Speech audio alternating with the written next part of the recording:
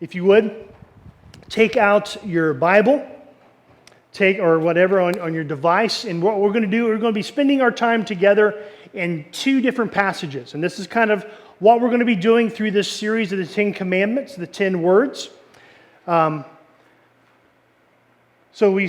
we're going to be taking the 10 Commandments. Our study is going to be found in Exodus chapter 20. That's found on page 72 in the Pew Bible. But we're also going to be spending time this week in 1 Kings. So 1 Kings chapter 18, and I think that's found on page 353 or so in that Pew Bible there in front of you. So that's kind of what we're going to be doing, because each of these 10 commandments, we're going to be looking at it, but we can see how Israel obeyed these and also how we are to obey them. And last week as we began this, we first come across that because Jesus has come, and because Jesus has come and he has not abolished the law, but he has fulfilled the law. And as Hebrews says, that he is the greater Moses, he is the greater priest. His law of Christ, his death on the cross was a better covenant, a new covenant that we are under. So we as Christians today, we are not beholden to the law of Moses. We do not have to follow the old covenant because we are under grace, not under law. But at the same time, we found out that even though we don't have to follow the Mosaic law, that there are principles in that covenant that are true for all followers of Christ for all time, for all people, all time.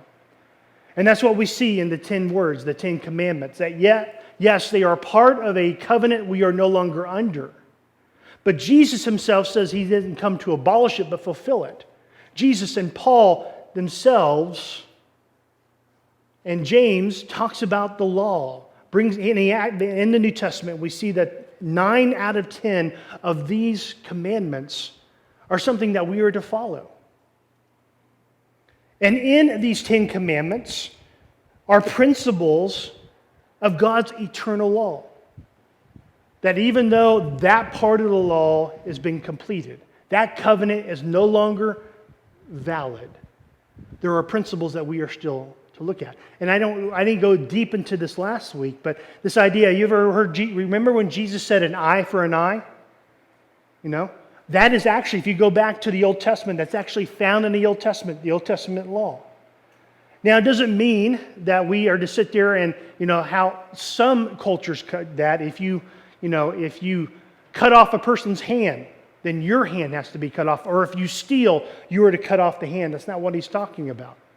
But it's this idea of fair and equitable punishment.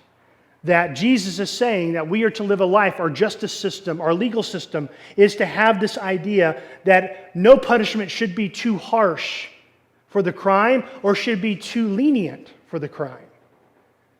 That the punishment must fit the crime.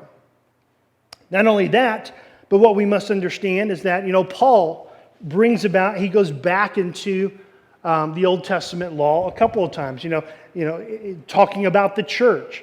That before an elder or a pastor can be investigated or to be fired or whatever it may be, there has to be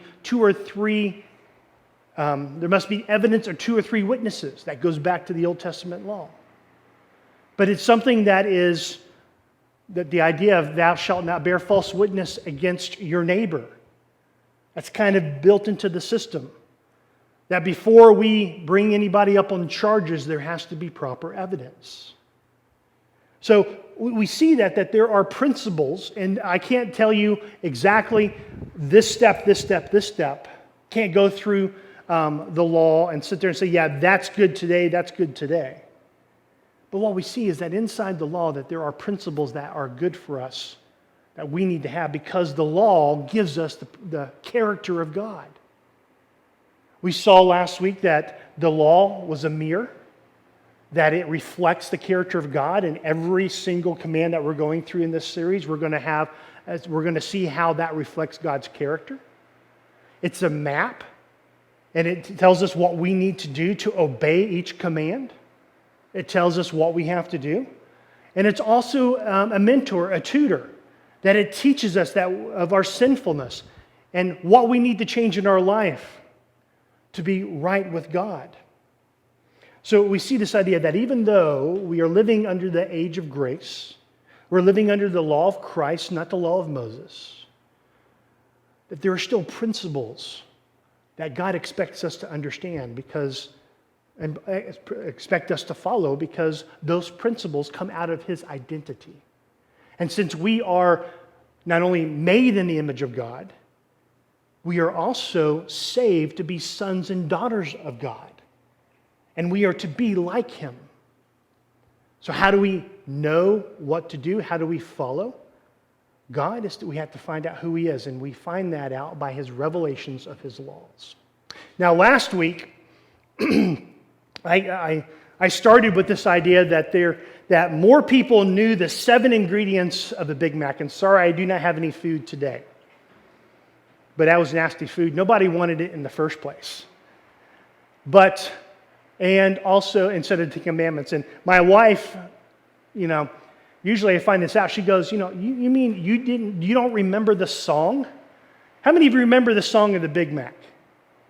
Of course, Aiden, if you want to play the next video.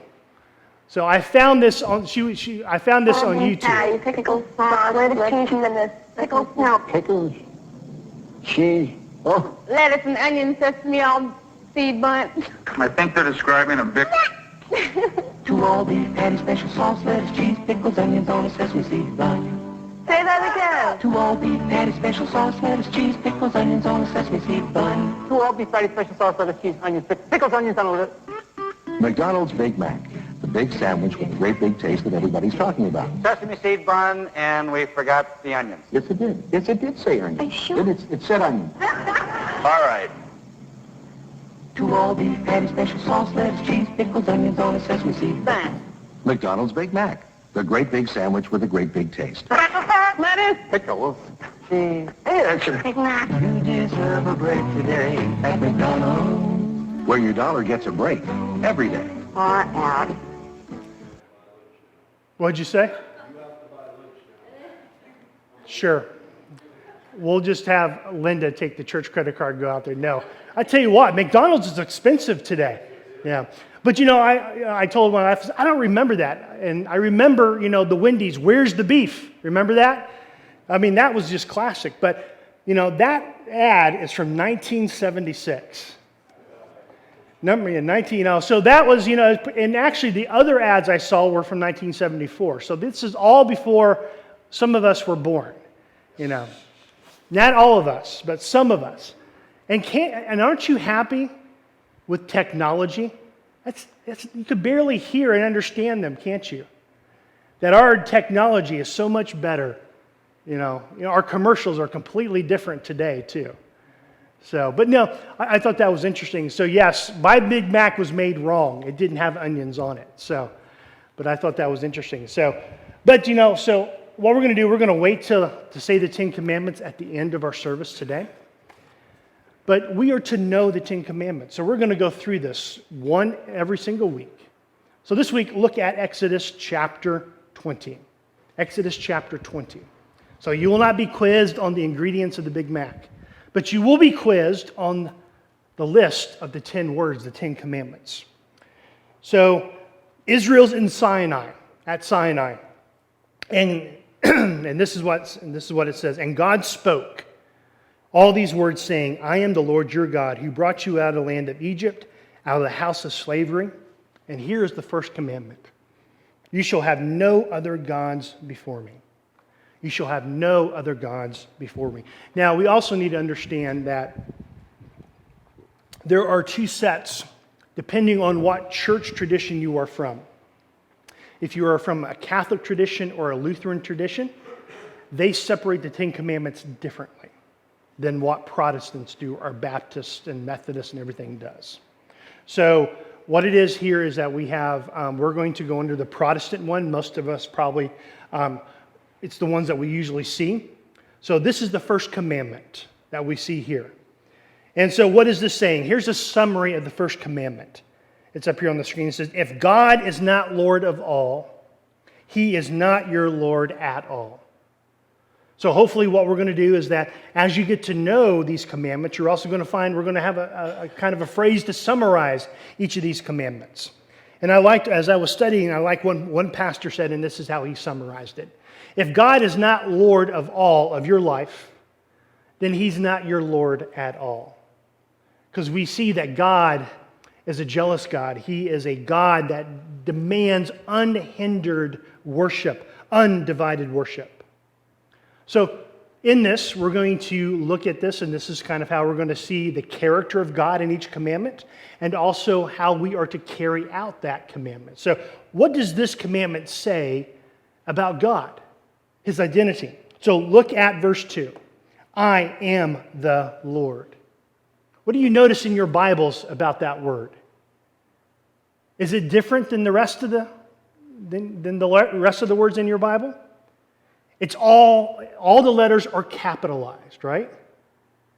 L-O-R-D. So some translations have it, some don't. I am the Lord your God. This is the name Yahweh. This is how he revealed himself to Moses back in Exodus chapter 3. It's basically, the word basically, God says, I am who I am.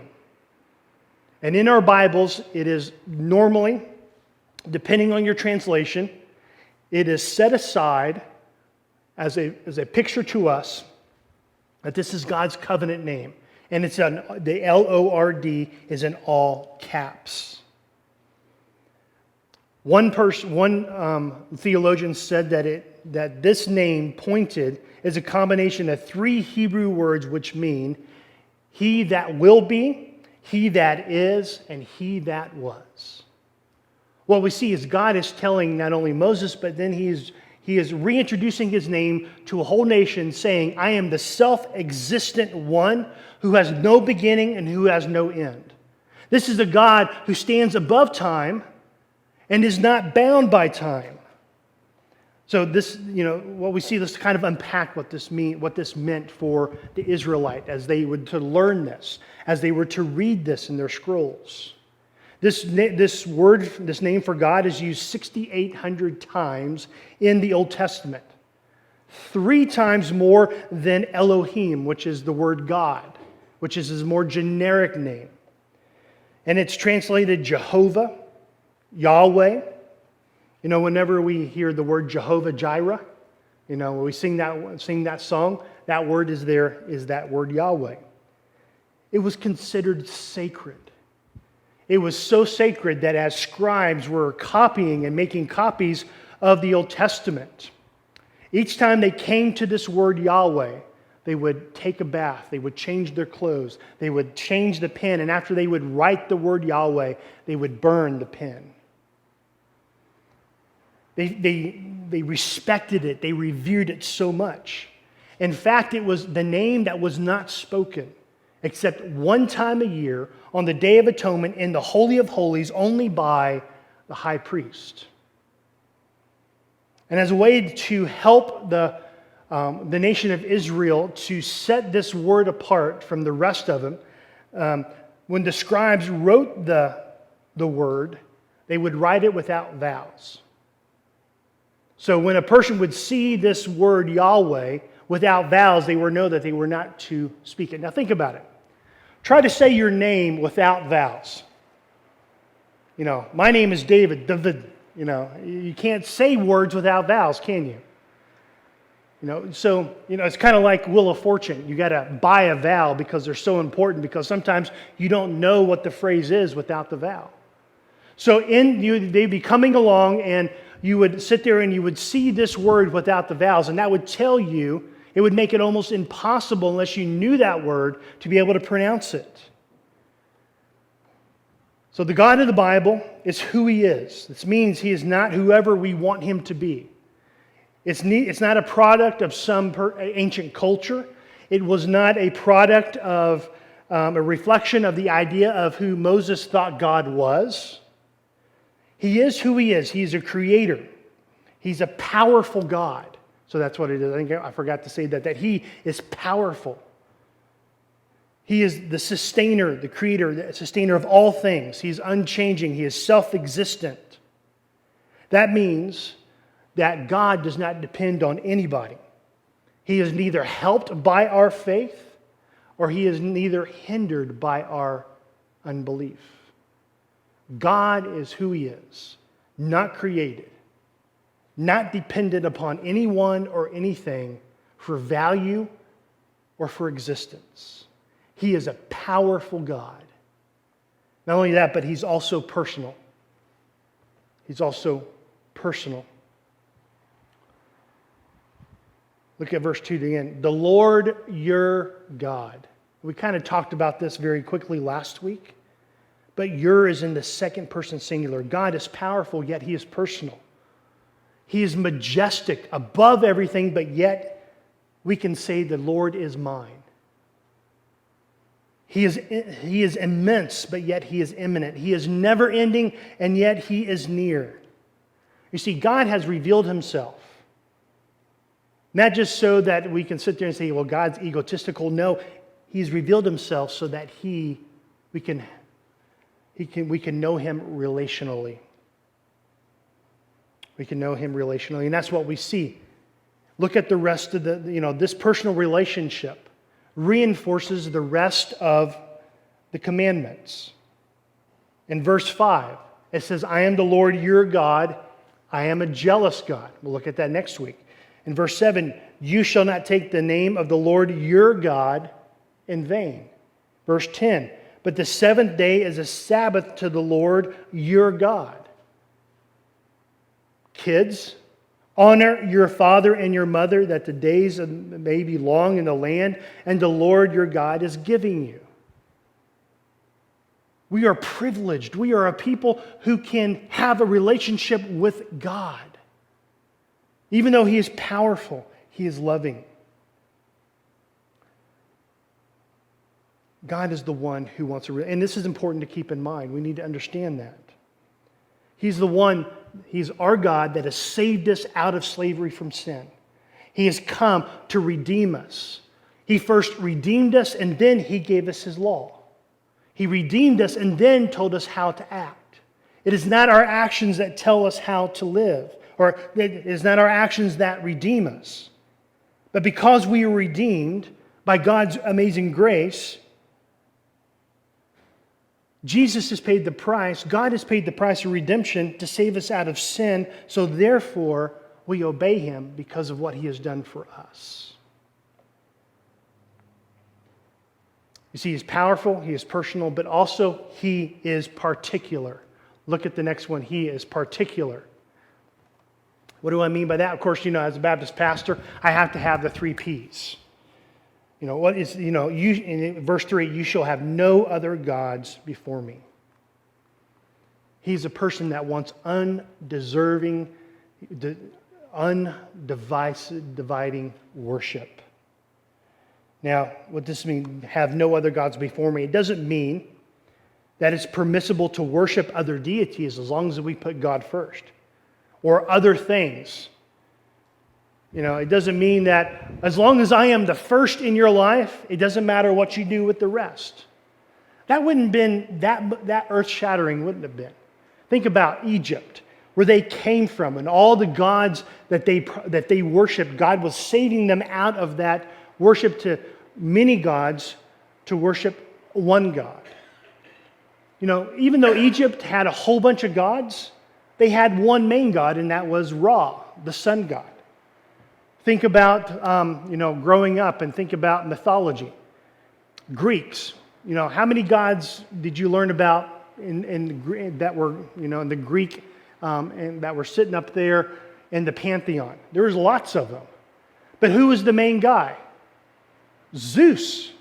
And even Zeus had a father named Kronos, depending on whether movie you watched. Okay, think about the Marvel movies. Who's the guy with the big hammer? Thor. What was he god of? Yeah. Thunder. There you go. Yeah. That's right. There you go. He knows his Marvel. He's watched them all. But he's also, he was the God that watched over Earth and, Middle Earth and stuff like that. But was he the head god? No. Who was his father, Kyle? You know his father? Odin, the guy, the guy who he was the main guy, the father of Thor was Odin. So every religion had a succession of gods. There was a main god and all the ones, and that's not what he's saying. He's not sitting there saying, trying to tell us that as long as God is first in the rankings, you can serve other gods. It's not like saying your favorite football team is Steelers, but I also like the Ravens. Or I like the Bengals. That's not what he's saying. The words before me mean literally before my face. So in a spatial sense, in this case, you shall have no other gods in front of me or in my presence. And since God is everywhere at all times, we cannot have any God. It forbids us worshiping false gods anywhere.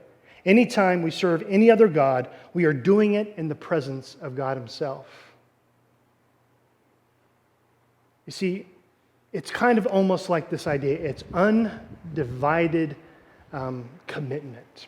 I guess a good analogy would be of a marriage relationship, of a husband and wife.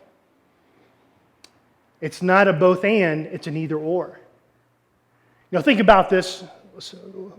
Suppose your husband came home one day and says, "You know what, honey? It's good to see you. I want to introduce someone to you who's very special to me. Now, don't get me wrong. You're also very special to me. But I've met someone else. She's lovely, and I'm going to spend some time with her, but also a lot of time with you." I just know that some nights I'm going to be with her instead of you. But you know what? You guys are going to get along. You guys are going to be good friends because you both mean so much to me. Men, what do you think your wife is going to say? You're going to smack you. Remember that train that was going on the line of conflict to the station of murder we talked about last week? And there's a lot of other stations. Well, your wife at that time is going to skip all those stations and is going to head straight to murder. She's going to get angry. Why?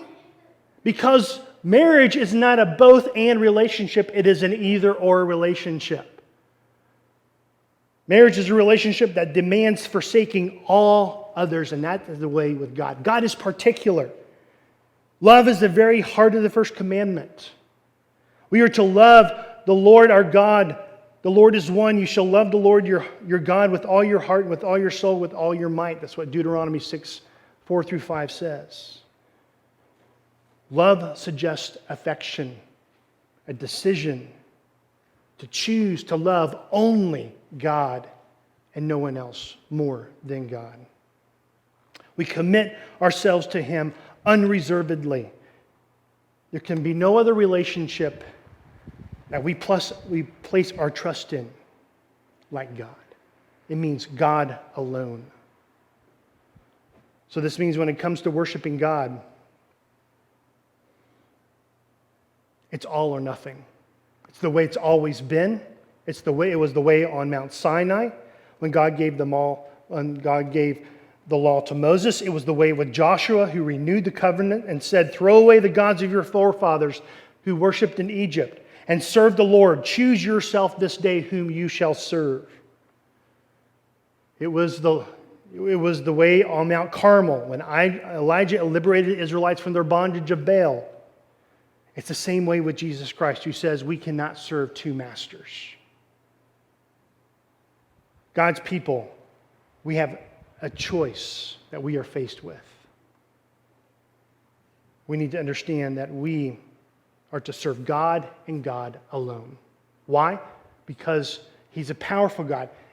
He's self-existent. No other God is.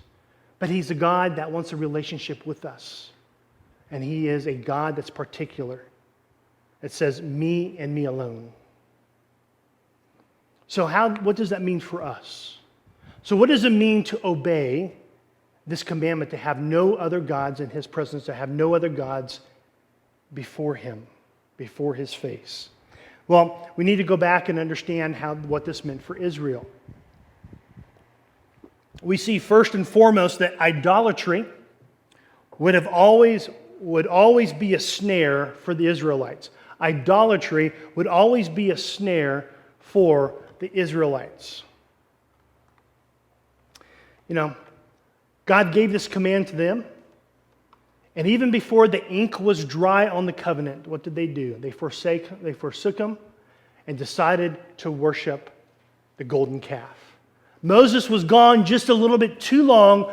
They were worried, they were scared that they didn't want to put trust into this God. Moses was gone, what to do? So they asked Aaron to make an image for them. And Aaron presents them with a golden calf and says, "This is the God that brought you out of slavery, out of Egypt. Not God Jehovah, but this God."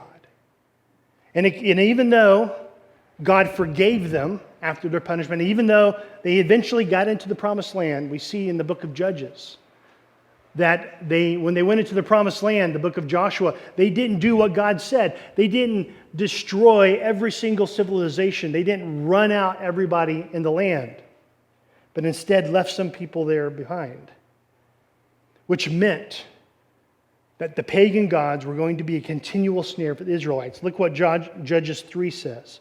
"So the people of Israel lived among the Canaanites, the Hittites, the Amorites, the Perizzites, the Hivites, and the Jebusites." That's a lot of nations. But the problem is, with all these nations came multiple gods. And their daughters they took to themselves for wives, and their own daughters they gave to their sons to serve their gods. You see, idolatry was always a snare because it was around them. So they always, on a regular, they forsook God is the only God.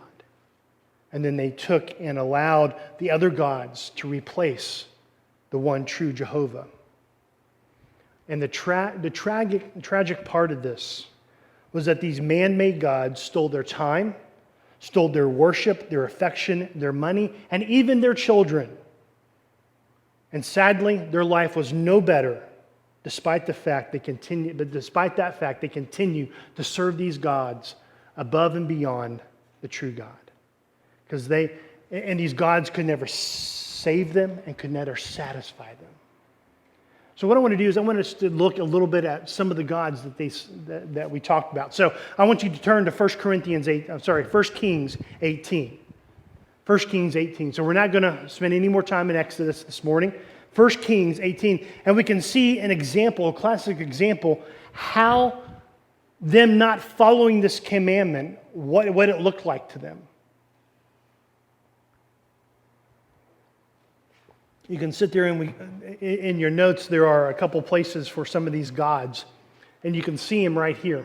I took some pictures of them, and one of them that we're going to see here is the god of Baal and Ashtoreth. These were the god of fertility and sex. The goddess of fertility and the goddess of sex. And what happened is that we see in 1 Kings 18 is that this is the story of Elijah on Mount Carmel. Ahab was the king. And Ahab was an evil king who married an evil woman named Jezebel. She was not an Israelite. She was not a Hebrew. And what happened is that Jezebel brought her gods and goddesses over. And instead of serving Jehovah, they served Baal. And in fact, Jezebel replaced the high priest and had 450 priests of Baal. And all of Israel followed that. And because of that, God was angry and stopped the rain for 3.5 years. So what we see is that Elijah called for a showdown with the priest of Baal and also Asherah. And then what we see is this. So starting with verse 18. And it says this, so follow along with me. It says, "And he answered, I have not troubled Israel, but you have in your father's house, because you have abandoned the commandment of the Lord and followed the Baals." So he's talking to Ahab right here. Now, verse 19, "Now therefore send and gather all of Israel to me at Mount Carmel, and the 450 prophets of Baal, and the 400 prophets of Asherah, who eat at Jezebel's table." So Ahab sent to all the people of Israel and gathered the prophets together at Mount Carmel. So this is a showdown of like the OK Corral. And Elijah came near to all the people and said, how long will you go limping between two different opinions? If the Lord is God, follow him. But if Baal, then follow him. And the people did not answer him a word. Well, why not? Because they knew that they were wrong and Elijah was right. They felt guilty. Verse 22, then Elijah said to the people, even I alone only am left a prophet of the Lord, but Baal's prophets of 450 men. So he says, let's take 2 bulls, let 2 bulls be given to us, and let them choose 1 bull for themselves and cut it into pieces and lay it on the wood, but put no fire on it. And I will prepare the other bull and lay it on the wood and put no fire on it. And you call upon the name of God, of your God, and I will call upon the name of the Lord. And the God who answers by fire, he is the true God. And all the people answered, it is well spoken. Then Elijah said to the prophets of Baal, choose for yourself 1 bull and prepare it first, for you are many, and call upon the name of your God, but no fire on it. And so we see in verse 26, and they took the bull that was given to them, they prepared it, and called upon the name of Baal from morning until noon, saying, O Baal, answer us. But there was no voice, and no one answered. And they limped around the altar, and they had made. Now this is where it gets fun. And at noon, Elijah mocked them, saying, cry aloud, for he is a god.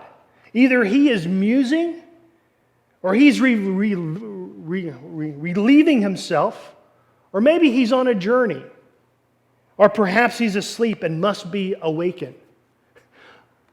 So Elijah's out there kind of, being a comedian, being satire, mocking all these people just standing there. Hey, you need to be louder. Maybe he's sleeping. He can't, you have to wake him up. Yeah, God, he's asleep, so you need to be louder so to wake him up. Or maybe he's in the bathroom. So keep going, and maybe he can't hear you because he's relieving himself. Or maybe he's on a vacation, and he doesn't know that you're there. So what do? Because of the mocking, they crowd louder, and they cut themselves after their custom with swords and lances until the blood gushed out upon them.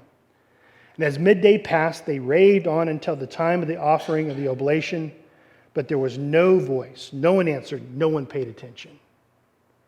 So what we see is that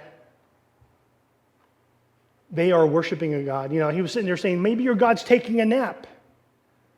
Maybe he's in the outhouse. Maybe this isn't a God that really needs to be worshiped. So instead, Elijah took a bull. He cut it into pieces, arranged it on the altar. And on top of that, what he decided to do is he decided to douse the sacrifice, the altar, the wood 3 times. And in fact, ended up having to make a channel around it that filled it up with that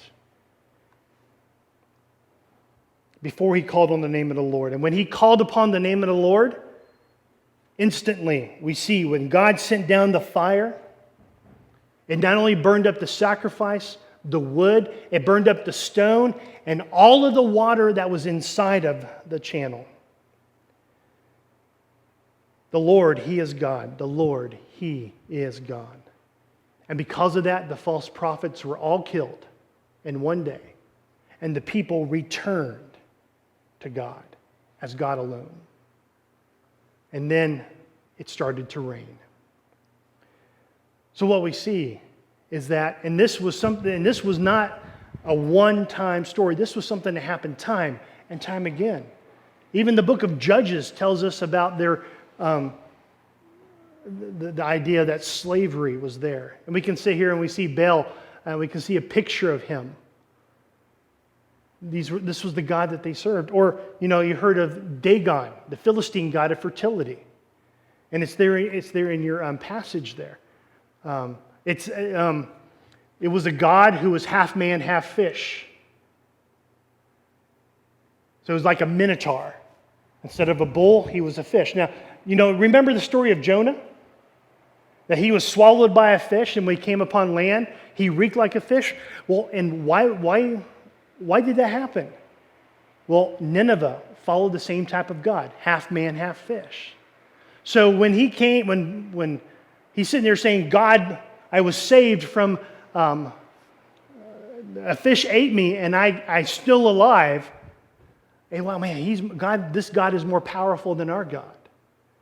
But there's a story in 1 Samuel when the Philistines captured the Ark of the Covenant, and they put it inside their temple, saying, hey, our God, Dagon, is more powerful than the God of Israel because we defeated them. And this is the spoils. But look what happened. It's right there in your notes. It says, then the Philistines took the Ark of the God and put it into the house of Dagon and set it up right beside Dagon. And when the people of Asher arose early the next day, behold, Dagon had fallen face downward on the ground before the ark of the Lord. So what did they do? They just took the idol and put it back up and went on about their business. And then verse 4 says, but when they arose early on the next morning, behold, Dagon had fallen on the ground before the ark of the Lord, and the head of Dagon and both of his hands were lying cut off on the threshold. Only the trunk of Dagon was left to him. This is why the priest of Dagon and all who entered the house of Dagon did not tread on the threshold of Dagon and the Asher to this day. They were scared because this God of the Ark of the Covenant, they cut the hands off, they cut the head off, meant that he was more powerful. And when they saw this, how these things were said, not only that, but look at verse 6. The hand of the Lord was heavy against the people of the shot, and he terrified and afflicted them with tumors. Anybody know what those tumors were? Now, when we think of a tumor, what do we think of? A cancerous tumor, right? That's not what this word means. This word literally means hemorrhoids. So they were afraid because God inflicted all these leaders with hemorrhoids. Now, can you imagine this? You know, this was a day when they thought, oh my goodness, not only did this ark, this God, defeat my God, but look what he did. He gave me hemorrhoids. They were so scared that what they did, they ended up contacting Israel, say, hey, we want to give you back your ark, because they were so afraid of it. So understand that if God is not Lord of all, he is not your Lord of all. Plus, you may have to have a lifetime supply of preparation age. So this is why God was so adamant that we serve only him. The other gods were also, we see here, were Molech, the god of pleasure. And what would happen is that they would sacrifice their children to the altars that were over this idol. So you can look at the idol, and they would light a fire into this hollow idol, and they would have ledges, and it would heat up. And the Israelites would go and they would want either something good from Moloch, so they would actually take their gods or their kids, and they would put it on there, and the kids would be burned. Some of the idols would have the two hands of Moloch right here, and the hands would heat up, and that's where they put their kids. And then we have Chemosh, the god of power, Moabite's power, and we're going to talk more about this next week with Solomon. And then we also have the god of Mammon, the Greek god of money. And this is what Jesus talks about in Matthew chapter 6. You cannot serve both God and Mammon, the god of money. You see, Origen said, with each one honors before all else, what before all things he admires and loves, this for him is God. God demands our absolute affection. Our absolute affection. Now we may be sitting here, and we're sitting here saying, well, Al, that was back then. I don't have any of these statues in my house. We kind of make fun and says, how could they have done this? We read this, and how could Israel fallen for these silly little idols? But the problem is, John Calvin says, he referred to the human heart as an idol factory. There have always been many gods vying for our own allegiance and attention. And we need to understand that, yeah, idolatry was a snare. But we need to understand that in our own hearts, we all have a proclivity towards idolatry. We all have a push and a desire that leads us to this. One author says this: the children of Yahweh today are not so different from the children of Yahweh then. Like Israel, we affirm that there are no other gods verbally and intellectually, but not in practice. Practically, we all live as polytheists, don't we? What do I mean? Well, you know what? There's nothing new under the sun. All the gods of old have just been reused and recycled and reformed and renamed to others.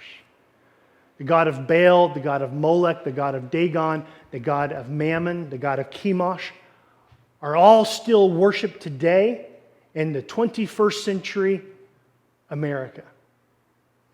Now, we don't necessarily have little things, but think about this. Baal and Asherah are being worshipped through pornography, sex outside of marriage, sex trafficking, child sex trafficking.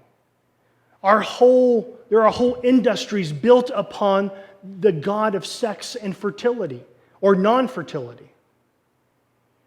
They are still being worshipped today, just in different ways. Moloch is still being worshipped today. And abortion. Innocent babies in the name of convenience are being aborted, being sacrificed to the god of Molech. But what it is that it's called reproductive rights. We kind of rename it to make it a little bit more palatable. I don't know, how many of you listen to NPR? National Public Radio? You know, in NPR actually on, I think it was either Thursday or Friday on the morning show, broadcast an abortion in Michigan, because on the Michigan ballot is to actually put into the Constitution the right of an abortion. And they were going in to try to make things a little bit more appeasable and acceptable. They went into an abortion clinic, and and one lady went into a room, and in the background as she was talking, you could hear an abortion happening. And what it is that we have sanitized the worship of Molech so much. You know, it's no longer called Molech. We just rename it Planned Parenthood. We just rename it reproductive rights, women's health care, reproductive health care.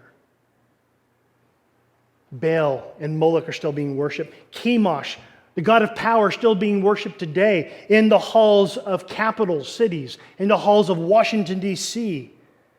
We can see, yeah, there are definitely people who serve us, and our presidents and our senators and our representatives. Yes, they do want to serve us, but there are definitely people there who want power, and they will get it at any cost.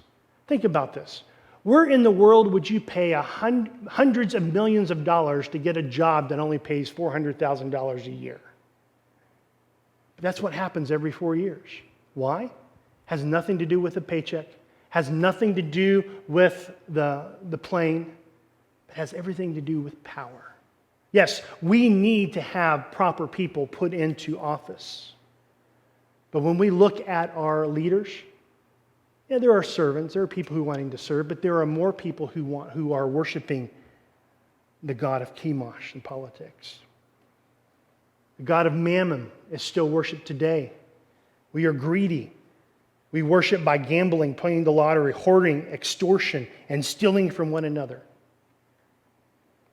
We have a proclivity, a lean towards idolatry in our own life. It's not little bitty statues, but they're just been renamed. They're still here. We are practically polytheists. So how do we identify these gods that we are putting before God or that are competing with God? Well, in your notes, there are 7 questions. We won't go through with this, most of these, but these are something that you need to go through and ask yourself. Ask yourself these questions. Do I love or treasure anything or anyone more than God? Do I prioritize anything or anyone before God? Does anything bring me more pleasure than the things of God? Do I place my identity in anything over my status as a child of God? Men, this is an issue for us. Do I look at anything or anyone to meet my needs instead of God? Do I seek fulfillment or satisfaction from anything outside of God? Number 7, do I seek comfort outside of God and my relationship with God? What we see is that by asking ourselves these questions and being honest, we will find that this is exactly what it is. Not only that, but think about it. Okay, yeah, I serve God and serve God alone. But what's number 2 in your life? Don't shout it out. Just think about it. And whatever you declare is number 2 is the biggest threat to who number 1 is. Who number 1 is. Puritan Thomas Watson said, to love anything more than God is to make it a God. So what can we do? What can deliver us from the worship itself and also from other gods that we are tempted to serve? Well, we need to allow God to smash your idols. Allow God to smash your idols and surrender to Christ as your God. We think about it, we can't do it ourselves. It's not something that we can stop serving other gods. We need to allow God to do that, and that starts with a relationship with Christ.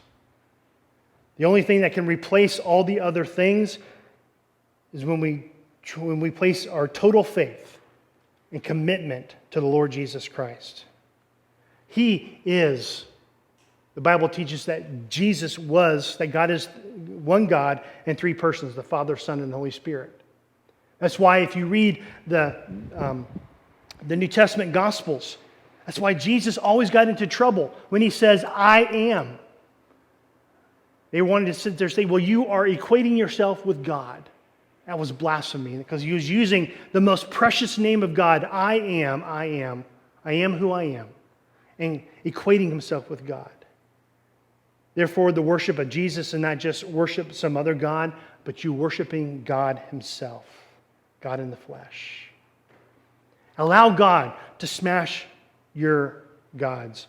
When you do, Dagon will be destroyed, Baal will be busted, Ashtoreth will be annihilated, Mammon will be mangled. Let him into the temple of your heart, and he will destroy Dagon and whatever there that lurks in there. Think about this. If we obey the first word, we will automatically obey the others. If we put God first and truly have him first in our life, then the rest of the 9 will follow suit. Now, we can sit there and say, well, I won't murder anybody. I won't commit adultery. I'll be honest. I'll be pure. I won't steal. But that's just all moralism. That's just empty moralism, empty rule following. But when we obey the first rule, the first word, and have God and place him above everything else in our life, it'll be a joy. It'll be a privilege to honor him and following the other 9. Because it establishes the proper posture before God that enables the proper motives and behaviors to obey the other 9. The first word prepares us for the other 9. So what we're going to do is I want us to sit there and, in the summary, to sit there and say, if God is Lord of all, he is not Lord at all. So we're going to end with a song that says, "O God, you are my God." Let this be our pledge to him and place him above all other things in our life. So let's stand and let's sing that today.